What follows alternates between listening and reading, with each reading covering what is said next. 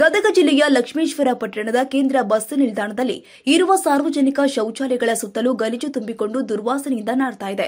ಇದರಿಂದಾಗಿ ರೋಗ ರುಜಿನಗಳು ಹರಡುವಂತಾಗಿದ್ದು, ಇಲ್ಲಿಗೆ ಬರುವ ಪ್ರಯಾಣಿಕರು ಮಲಮೂತ್ರ ವಿಸರ್ಜನೆಗೆ ಹೋಗಲು ಹಿಂದೇಟು ಹಾಕುವಂತಾಗಿದೆ.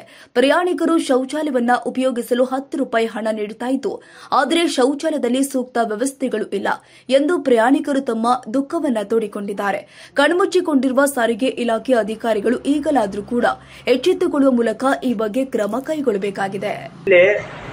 ₹10 ₹5 ಐತೆ ಇಲ್ಲಿ ₹10 ತಗೊಂತಾರೆ. ಇದು ಸ್ಪೆಷಲ್ ಅಂತ ನಾವೇನಾರ ಬಂದರೆ ಇಲ್ಲಿ ಮೂರ್ಖ ಆಗ್ತೀವಿ.